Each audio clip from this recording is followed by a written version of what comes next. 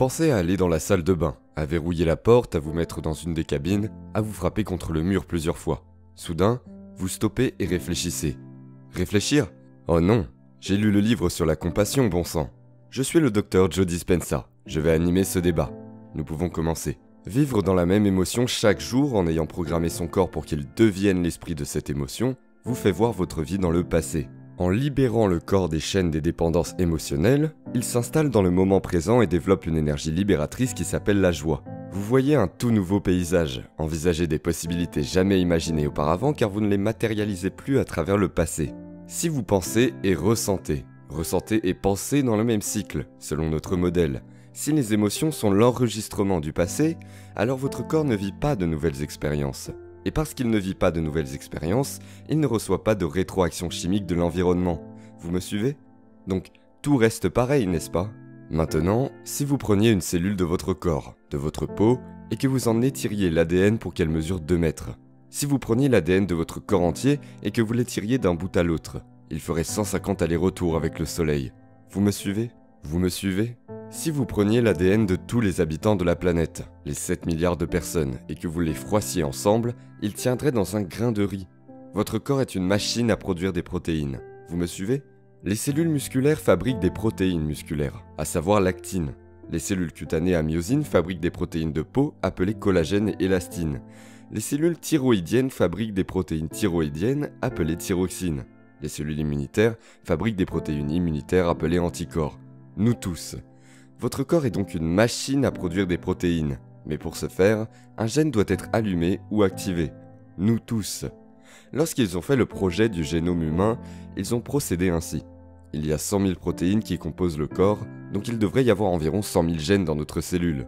Il faut environ 40 000 protéines régulatrices pour fabriquer ces 100 000 protéines. Donc, il y a 140 000 protéines dans le corps et par logique, nous devrions avoir 140 000 gènes. Combien d'entre vous me suivent? Lorsqu'ils ont fait le projet du génome humain, devinez quoi? Seulement 230 gènes ont été trouvés. Nous avons plus de protéines que de gènes. Ce qui signifie donc que chaque gène individuel peut avoir des milliers de variations différentes. Pour nous tous. Donc, avec 23 000 gènes, vous êtes l'équivalent à 98% d'un chimpanzé. Et avec 300 gènes, celui d'un rat. Certains plus que d'autres.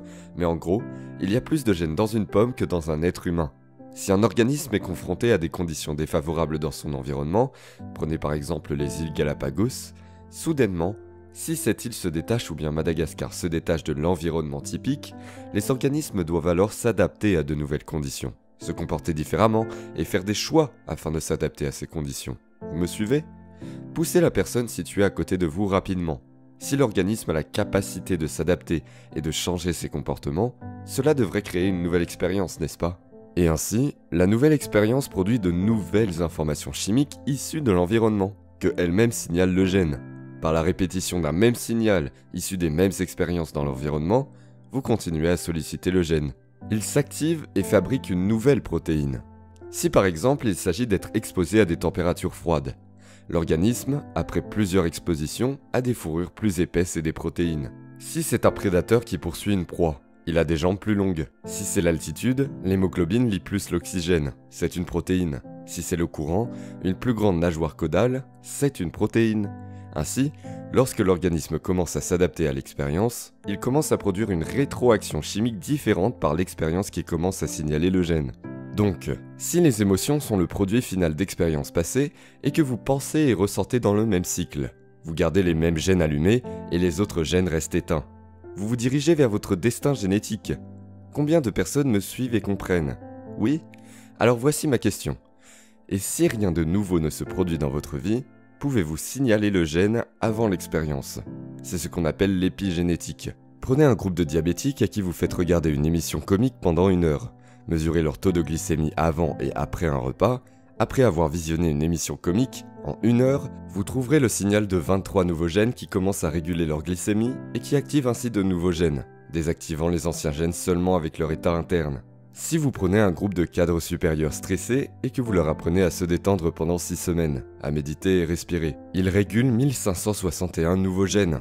Mais si vous pensez et ressentez la même chose chaque jour, Vous gardez les mêmes gènes activés et les autres désactivés, et vous vous dirigez vers votre destin génétique. En fait, si vous continuez à signaler le même gène avec la même émotion, qui fabrique la même protéine, tôt ou tard, cela va provoquer une usure de gènes. Il va fabriquer une protéine moins riche. Donc, tout le vieillissement est le résultat d'une mauvaise production de protéines. Que se passe-t-il quand vous vieillissez? Qu'arrive-t-il à vos muscles, vos articulations, vos os?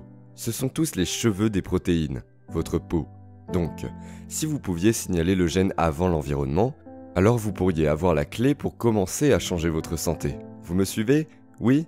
Lors des méditations dans nos ateliers, qui d'ailleurs dans les ateliers de perfectionnement se pratiquent toute la journée. Vous changez vos croyances et perceptions de vous-même et de votre vie. Vous reconditionnez votre corps à un nouvel esprit. Trouvez le moment présent. On s'accorde aux possibilités du champ quantique. C'est un événement auquel vous participez.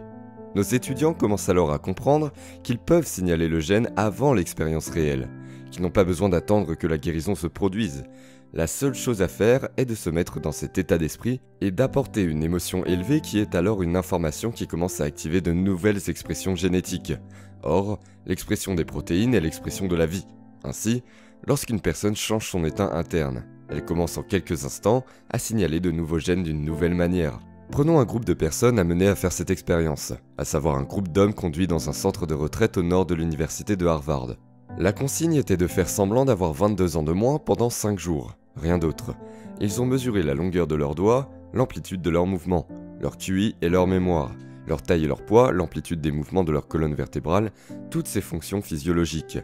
Ils ont mesuré leur écart et ils ont installé dans le centre de retraite des photos de Marilyn Monroe, de Joe DiMaggio et de Mickey Mantle, ainsi que leurs chansons, jouées en permanence par les grands groupes, les grands orchestres, et ils ont fait comme s'ils avaient 22 ans de moins. Au terme de l'expérience, la chercheuse Helen Langer a déclaré « Je jouais au football avec ces gars-là, et à la fin, certains d'entre eux jouaient leur canne à terre. Quand ils ont mesuré toutes les valeurs relevées auparavant, ils ont fait semblant d'avoir 22 ans de moins, ils avaient des doigts plus longs, avaient une plus grande amplitude de mouvement, étaient plus grands, avaient perdu du poids. Ils avaient amélioré leur score de 60% à leur test de QI, juste en prétendant être quelqu'un d'autre. Alors voici la question. Qui faites-vous semblant d'être? Vous avez maintenant 3 cerveaux. 3 en un qui vous permettent de passer de la pensée à l'action et à l'être. Votre cerveau pensant est votre néocortex. C'est celui avec lequel vous m'écoutez en ce moment. Il est le siège de votre conscience et nous branche sur l'environnement. Il aime apprendre des informations. Et au fur et à mesure de vos expériences et de vos apprentissages, vous améliorez le matériel et les circuits de votre cerveau pensant. Vous me suivez toujours? Vous lisez le manuel d'apprentissage du vélo, de la salsa, de la cuisine française, de la compassion et du pardon. Et toutes ces informations se stockent dans votre cerveau pensant. C'est l'intellect. Il analyse le théologien, c'est le philosophe. Maintenant, si vous prenez cette connaissance et que vous l'appliquez, la personnalisez ou que vous la démontrez, cela signifie que vous allez devoir modifier vos comportements d'une certaine manière et faire quelque chose différemment. En modifiant vos actions, vous faites les choses différemment et devriez vivre de nouvelles expériences. Êtes-vous d'accord avec cela? Ainsi, une nouvelle expérience devrait renforcer les circuits de votre cerveau, dans le sens où vous avez compris le principe intellectuellement. Mais elle activerait alors le second cerveau appelé cerveau limbique, émotionnel ou chimique, qui se trouve sous le néocortex, et qui produit un sentiment ou une émotion. Vous me demandez, s'il vous plaît, de taper la personne à côté de moi. Alors, vous lisez le livre sur la compassion du Dalai Lama, et puis vous lisez le livre de Mère Teresa sur le pardon, puis celui sur l'intelligence émotionnelle. Allez à l'atelier, révisez vos notes, prenez le séminaire en ligne et recevez toutes les informations dans votre néocortex analytique, intellectuel, philosophique. Vous avancez alors dans votre vie en réalisant que vous avez besoin d'être plus compatissant, car vous avez un souci avec la compassion. Ouvrez votre cœur, écoutez-le, vous avez juste besoin de pardonner. Pourquoi? Pour devenir plus intelligent émotionnellement. Reprenez-vous. Tout le monde est fasciné par vos nouvelles connaissances. Ils vous demandent de les conseiller, car ils veulent acquérir vos connaissances. Et tout se passe très bien, n'est-ce pas? Mais ensuite, vous vous préparez pour la fête de Noël de l'entreprise. Vous mettez du rouge à lèvres, vous vous préparez, mettez un peu de musique et soudain recevez un appel de votre meilleur ami vous rappelant des faits négatifs comme une personne qui vous aurait trahi, qui aurait eu le poste que vous convoitiez. Votre seule idée alors est de trouver le moyen d'empoisonner son verre à la fête de Noël pendant qu'elle regarde ailleurs. Vous allez dans la salle de bain, verrouillez la porte et avez envie de frapper votre tête contre les murs plusieurs fois. Et soudain, vous vous rappelez que vous devez arrêter, car vous avez lu le livre sur la compassion et ne pouvez agir ainsi.